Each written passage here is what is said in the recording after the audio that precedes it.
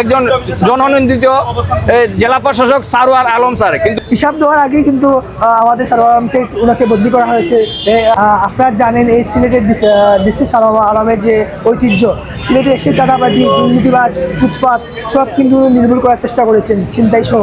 আপনারা জানেন গতকালকে আজকে কিন্তু শাহজালাল মাজারে যে হিসাব নিশে একটা খবর ছিল, আজকে তারা যে অতীতে কতটা আমাদের সারোয়ার আলমকে ওনাকে বদলি করা হয়েছে, তীব্র নিন্দা ও প্রতিবাদ জানাই।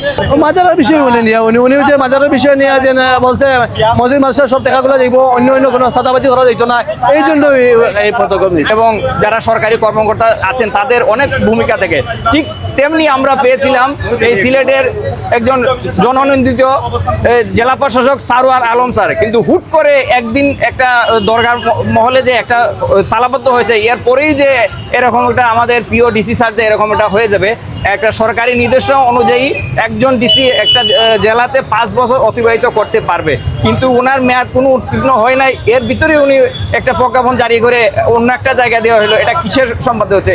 আর আসলে আমরাই জানতে চাই, সৎ এবং যোগ্য মানুষের আবাসস্থল হোক সিলেট, জাগো সিলেট, এটাই আমাদের মূল পদ্ধতি। আর যতদূর জানি এটা মাজারের ঘটনার পরে থেকে এটা শুরু হয়েছে আর কি, স্যারের বদলির বিষয়ে। কিন্তু আমরা সিলেটবাসী চাই উনি আমাদের দরকার প্রয়োজন, আর উনি আসলে অসংখ্য ভালো কাজ করছে। উনি থাকাকালীন দেখা গেছে কি অনেকে দুর্নীতি করতে পারতেছেন বিধায় তার বিরুদ্ধে এই অভিযোগ এনে মানে তারা পাল্টা নিয়ে যাচ্ছে। আমরা চাই উনি সিলেটে থাকুক।